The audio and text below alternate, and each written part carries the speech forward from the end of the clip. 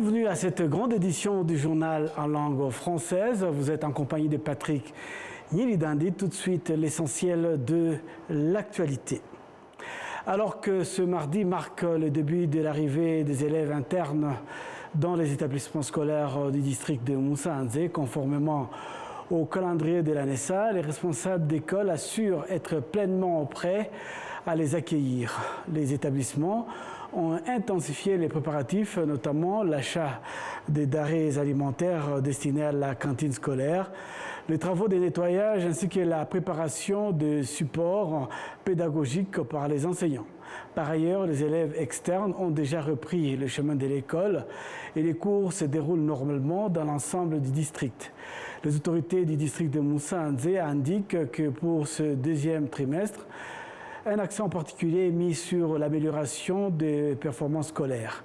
Une décision motivée par l'insatisfaction liée au classement du district lors des examens de l'année précédente. Et puis, des réunions ont été ainsi tenues avec les directions des écoles afin de faire les suivis et évaluations afin d'éviter les faiblesses de chaque élève et d'y apporter un accompagnement adapté. Le district de Musanze compte actuellement 158 écoles accueillant des élèves externes ainsi que 19 établissements de régime internat. Toujours en ce qui concerne cette période de rentrée scolaire, les éleveurs de bovins affirment que l'élevage joue un rôle essentiel dans l'éducation de leurs enfants. Au marché de bétail des Kanzenze, en district de Rubavu, plusieurs parents expliquent vendre leurs vaches afin de réunir les frais scolaires. Ces parents encouragent leurs enfants à étudier sérieusement et à réussir, rappelant les sacrifices consentis aujourd'hui pour préparer leur avenir. Dans différents axes routiers menant au marché à détail des districts de Rubavu et Nyabiru, de nombreux troupeaux sont observés en direction des lieux de vente. Pour plusieurs éleveurs, cette démarche vise principalement à financer la scolarité de leurs enfants. Au marché de bétail de Kanzenze, l'ambiance est animée. Après des négociations intenses, certains vendent tandis que d'autres achètent. Les éleveurs rencontrés confirment qu'en période de rentrée scolaire, le nombre de bovins mis en vente augmente considérablement afin de couvrir les frais scolaires des enfants. Il rappelle aux enfants que la réussite scolaire constitue la meilleure récompense des efforts fournis par les parents dans les activités d'élevage. Le secrétaire exécutif du secteur Kanzenze indique que le marché connaît une forte influence lors de la rentrée scolaire, contrairement aux périodes ordinaires. Les autorités locales précisent que cette dynamique se reflète également dans les recettes fiscales. Durant la rentrée scolaire, les taxes perçues dépassent 2 millions de francs rwandais, alors qu'en temps normal, elles n'atteignent pas 1 million. Et puis, une vive émotion régnait ces jours dans le secteur de Saké, district de Ngoma, à l'occasion de la cérémonie d'accompagnement et inhumation de 9 personnes ayant tragiquement perdu la vie après avoir été frappées par la foudre dimanche dernier en secteur voisin de Jalama. Les détails avec Michel Iladoukound. A débuté par un moment solennel de recueillement et de dernier hommage rendu aux victimes en présence de leurs familles, proches et voisins. Les corps ont ensuite été conduits vers le cimetière de Kiliko où ils ont été mis en terre.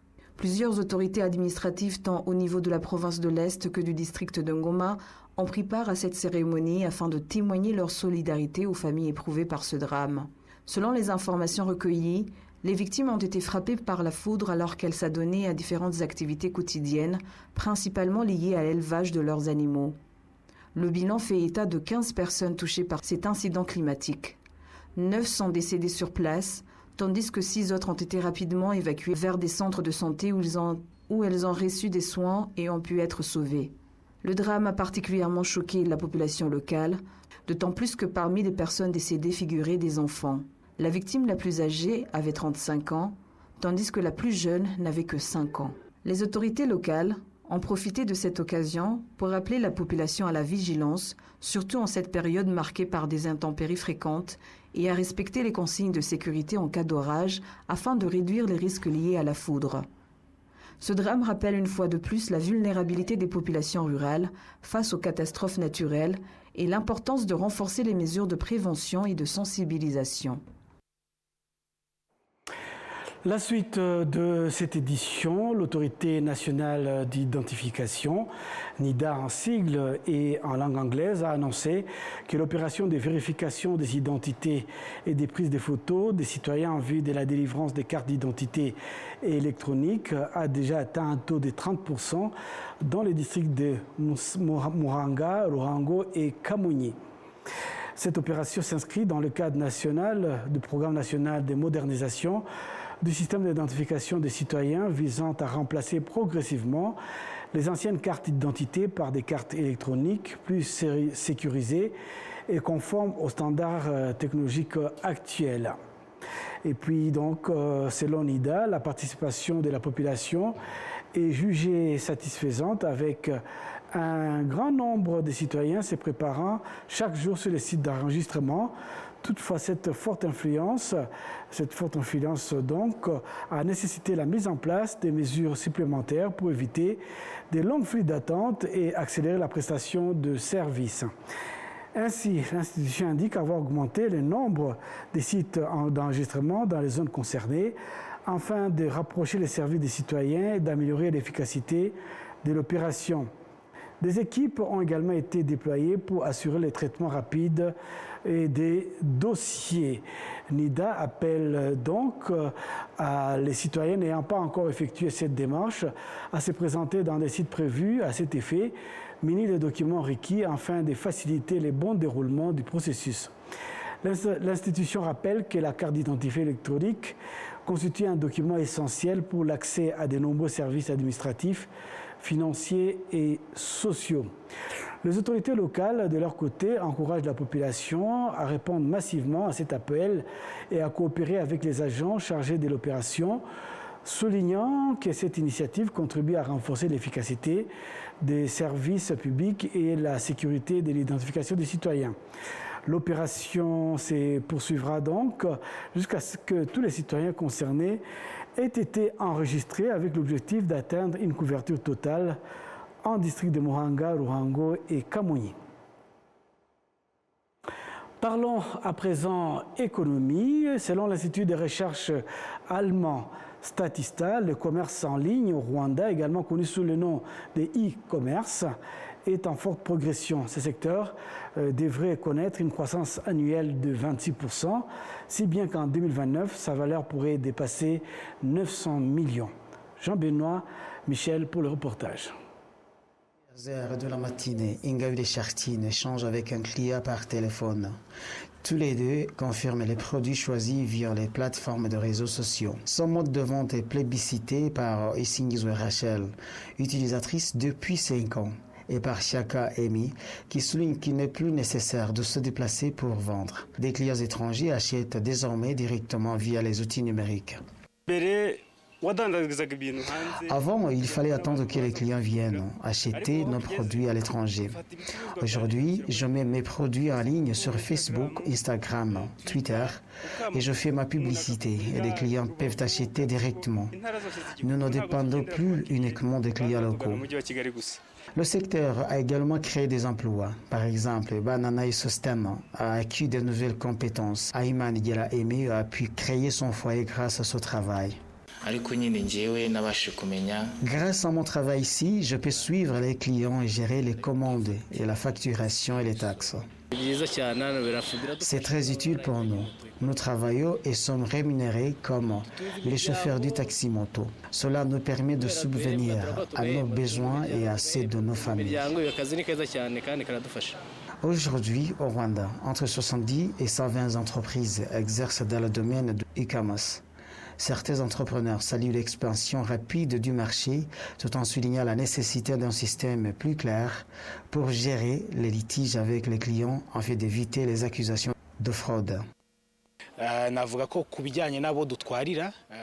Le nombre de clients que nous servons a augmenté de 27% depuis le début de l'année.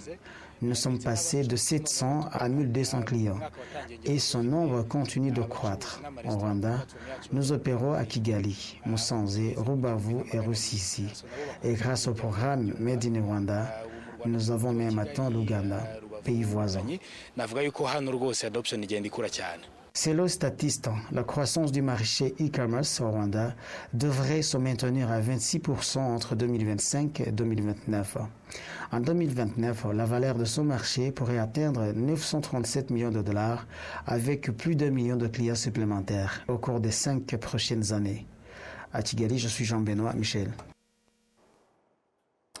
Poursuivons cette édition. Les analystes de la sécurité dans la région de Grand Lac estiment que le cadre de prolongation d'un an de son mandat, la MONUSCO devrait s'aligner sur le mécanisme et le processus de paix existant, tout en évitant toute forme de partialité, afin de faciliter la mise en œuvre effective des accords signés. Reportage, encore une fois, Jean-Benoît Michel. Le 19 décembre 2025, le Conseil de sécurité des Nations Unies a décidé de prolonger d'une année le mandat de la mission de l'Organisation des Nations Unies pour la stabilisation en République démocratique du Congo, MONUSCO. Cette décision s'accompagne d'un ensemble de responsabilités, notamment la protection des civils, la prévention, la dissuasion et la neutralisation des attaques contre le camp de déplacés.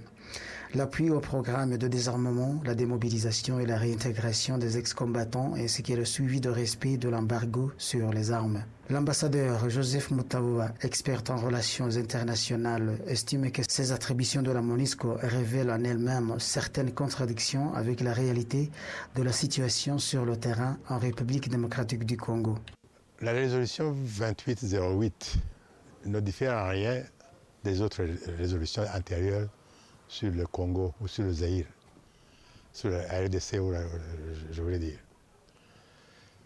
On en a eu tellement beaucoup de résolutions, les mêmes personnes, les mêmes mains qui écrivent les drafts de ces résolutions, les mêmes mains qui les accompagnent. On n'a jamais vu d'application concrète. Pourquoi? Parce qu'il y a deux choses. La première, c'est qu'il n'y a pas de volonté politique au niveau du gouvernement de Kinshasa jusqu'à là, et c'est prouvé, et je peux démontrer ça scientifiquement, à travers toutes les résolutions des conseils de sécurité. Rien n'a été fait. Ou s'ils ont essayé de faire quelque chose, ils l'ont fait timidement, mais en essayant aussi en même temps de soudoyer pour que rien ne se fasse. Le deuxième aspect de ça, c'est que le même Conseil de sécurité aussi, qui a voté année après année, toutes ces résolutions, jusqu'à aujourd'hui, je peux le démontrer scientifiquement aussi, rien n'a été fait et je ne crois pas que quelque chose de miracle va être fait après le vote de 2808. Donc la situation pour moi est toujours la même. Ça évolue autour des intérêts de chacun et de certains membres du Conseil, de certains pays et des intérêts ou le manque de volonté politique. Ailleurs, le fonctionnement de la brigade d'intervention de la force FIB de la MONUSCO a été révisé en fait de renforcer son rôle dans le rétablissement de la paix et de la sécurité dans l'est de la RDC. Créée en 2013, cette brigade est mandatée pour mener des opérations offensives contre les groupes armés, soit de manière autonome, soit en coordination avec les forces armées de la RDC, FARDC. Une orientation que l'ambassadeur Joseph Mutawa qualifie de préoccupante. De son côté, le professeur Tombola Gustave, analyste des dynamiques politiques régionales, souligne la nécessité d'une évaluation approfondie du rôle réel de cette brigade d'intervention et plaide pour une coopération plus étroite et mieux structurée en vue d'aboutir à une solution pacifique durable dans la région. Devant le Conseil de sécurité des Nations Unies, l'ambassadeur Martin Ngoga, représentant permanent du Rwanda auprès de l'ONU, a insisté sur la nécessité pour la MONUSCO d'adopter une posture impartiale en fait de soutenir efficacement la mise en œuvre des accords de paix. Le Rwanda exprime l'espoir que la mission respectera pleinement des accords signés, notamment ceux de Washington et de Doha, que le secrétaire général des Nations Unies lui-même considère comme des piliers essentiels pour une paix durable. Son mandat devrait se caractériser par la neutralité, le soutien au cessez-le-feu et l'encouragement du dialogue politique. Pour cette période d'un an, la MONUSCO continuera de déployer 11 500 militaires, 443 policiers, des observateurs militaires ainsi que du personnel civil, portant d'effectifs au total à environ 16 600 personnes. À Kigali, je suis Jean-Benoît Michel. La suite de cette page, les experts et analystes chevronnés et en diplomatie et en politique d'Afrique de l'Est affirment que parmi les facteurs qui entravent la communauté est-africaine figure le manque d'unité et puis également ils indiquent que la compréhension des principes fondamentaux qui régissent le bloc, c'est qui compromet le développement durable de la dite communauté. De plus de 25 années d'existence de la communauté de l'Afrique de l'Est, des progrès significatifs ont été accomplis, notamment dans les domaines économiques, comme l'a souligné l'honorable Fatuma Ndangiza, député à l'Assemblée législative de l'Afrique de l'Est. Beaucoup a été fait au sein de la communauté. Lorsqu'on suit les statistiques, surtout en matière économique, en 2025 par exemple, au cours du second semestre, la région avait atteint 4,6 milliards. Les échanges commerciaux autour de 15%. Nous ne sommes pas encore satisfaits car quand on observe cette évolution, nous sommes encore loin de nos objectifs. Car vu les opportunités disponibles dans la région, nous devions atteindre les niveaux européens en ce moment, au moins 60%. Il n'y a donc aucune raison pour que nous n'atteignions pas ces niveaux de développement si et seulement si nous pouvions lever les obstacles sur notre chemin. Cependant, malgré ce progrès, la communauté continue d'être confrontée à des défis, notamment un manque d'harmonie entre ses États membres sur les questions politiques, aggravé par des préoccupations sécuritaires et des relations tendues entre les États partenaires, entre autres problèmes. Il en va de même du fait que certains pays ne parviennent pas à appliquer les principes fondamentaux de la communauté de l'Afrique de l'Est, notamment en ne versant pas les contributions obligatoires, ce qui nuit à son développement.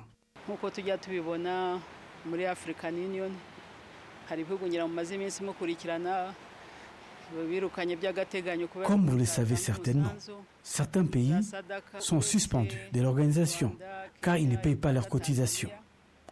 Au niveau de la SADC, des chefs d'État perdent leur droit de parole car le pays n'a pas honoré ses engagements. On peut se demander pourquoi, au niveau de l'Afrique de l'Est, nous ne ferions pas la même chose. À titre d'exemple, la République démocratique du Congo a des arriérés de plus de 20 millions de dollars. Et à ce jour, le pays n'a payé qu'1 million de dollars. C'est le même cas pour le Burundi et le Soudan du Sud. Comment atteindre nos objectifs avec ces genres de difficultés?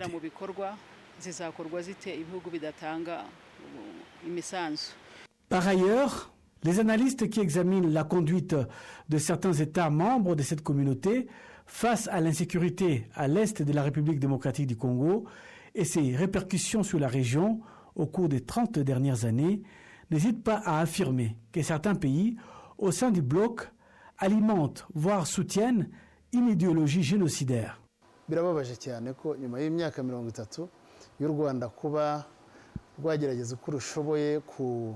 Il est malheureux de constater, 30 ans après la tragédie vécue par le Rwanda, certains pays tentent de ramener le Rwanda en 1994 ou avant cette période. ndetse n'imvugo none Ils encouragent les discours haineux, zimakaza l'idéologie du génocide. C'est une guerre difficile qui ne peut être arrêtée par la guerre conventionnelle. Il faut changer les mentalités. imitegekere y'ibihugu ihindutse nabyo byahinduka. Selon l'ambassadeur Joseph Senyimana, homme politique et diplomate chevronné, si cette situation perdure, elle pourrait compromettre la vision de la communauté d'Afrique de l'Est. ibihugu bitisubiyeho ngo bigaruke ku cyerekezo cy'ibanze. Si les pays ne reviennent pas à leurs objectifs initiaux, la communauté va disparaître. Le plus grand défi de cette communauté, c'est la désunion ou la division, les alliances des circonstances. Si un pays refuse de mettre en application les décisions de l'organisation, il doit être sanctionné comme prévu dans les textes. wanagera aho useswa. Le fonctionnement de la communauté et son orientation générale ont généralement été réexaminés par le président de la République, Paul Kagame, en janvier dernier, suite à l'absence d'harmonisation des décisions prises dans la poursuite d'intérêts particuliers. As the East African community, En tant que communauté de l'Afrique de l'Est, quels étaient nos objectifs au départ? Que faisons-nous aujourd'hui? Que faisons-nous pour atteindre nos objectifs? Quand va-t-on pouvoir relier les discours et les actions pour que nous puissions atteindre nos objectifs? Je n'ai pas vu ça lors de la dernière réunion. Est-ce que la communauté est-africaine existe ou pas? Et si elle existe, elle a quel objectif? and exists for what? Actuellement, plus de 300 millions de personnes vivent dans les 8 pays qui composent la communauté d'Afrique de l'Est.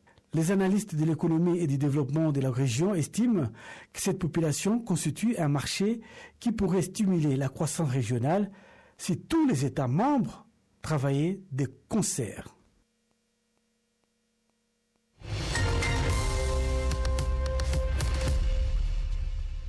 C'est donc avec cette page internationale que nous allons boucler complètement cette grande édition du journal à langue française. Au nom de toute l'équipe qui m'a accompagné tout au long de ce journal, je vous souhaite de passer une excellente soirée en notre compagnie.